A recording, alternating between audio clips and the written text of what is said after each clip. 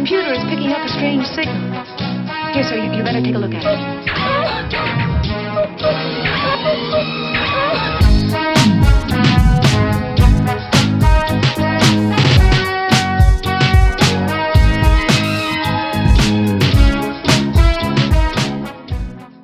Hello and welcome to episode 102 of Life Through a Prism with your host Rob Tierney.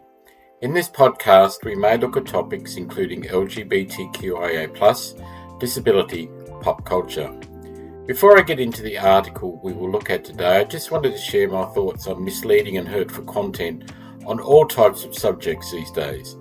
Power over truth seems to be the way some people want to squash other human beings.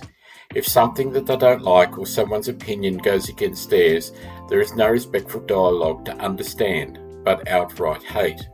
Let me let you into a little secret. There's going to be someone on this earth that is going to disagree with what I think with what you think. We, as a human race, seem to forget where history has gone when power over truth takes over. Life Through a Prism is a podcast where I like to share different thoughts on subjects from different perspectives, but never do I want to be a podcast where power squashes out the truth. Even if it does not seem it at times, I need to believe that the truth will stand true in the end. On to today's article. It comes from qnews.com.au and it's about my home state Tasmania. The article is entitled Tasmanian Schools Defend Transgender Students Against Women Speak Claims, written by Dean Arcuri, dated 3rd of November 2025. Tasmanian education bodies have signed a statement affirming transgender and gender-diverse young people after accusations of state schools secretly indoctrinating students with gender ideology. Tasmanian school-pick bodies are defending transgender and gender-diverse students following accusations from Women Speak Tasmania in The Australian. Respected Tasmanian education bodies have signed a statement affirming trans and gender-diverse young people's inclusion in the state schools. The statement issued by Equality Tasmania has been signed by the Tasmanian Association of State School Organisations and the Australian Education Union, along with other peak community bodies such as the Tasmanian Council of Social Services. The statement comes after the Australian newspaper published an article titled Secrecy Rules as Children Taught Gender Ideology. In the article, anti-trans group Women Speak Tasmania accused the state schools of secretly indoctrinating students with gender ideology, something they say was done without parental consent through Family Planning's Growing Up program.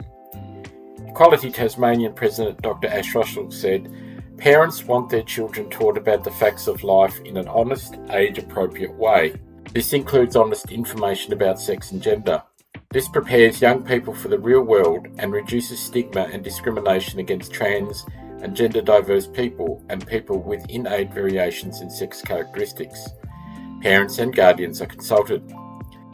Family Planning's Growing Up program, or GUP, is Tasmania's leading relationship, sexuality and protective behaviours program for students from kindergarten through to Year 6. It is facilitated by an experienced team of Family Planning Tasmania educators. It is age and developmentally appropriate, sequential and evidence-based. As per the website, Growing Up educators will encourage children to talk to their families and other trusted adults and consider their own family's beliefs and values.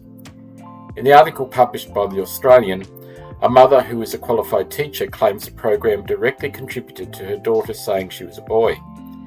The article continually highlights Women Speak Tasmania's stance on male and female biology, and their outrage that parents are not given access to all the material to review. The claims made by Women Speak Tasmania are disingenuous because parents and guardians are consulted about the program, Equality Tasmanian President Dr. Ash Russell said.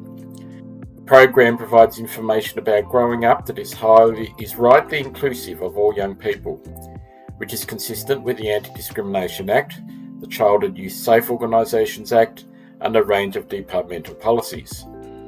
We welcome key Tasmanian education organisers showing their strong support for trans, gender diverse and intersex inclusion in classroom programs and from the well-being of LGBTIQA+ students. Equality Tasmania has written to Tasmanian MPs with their concerns, highlighting the support of these organisations. We use inclusive and medically accurate language.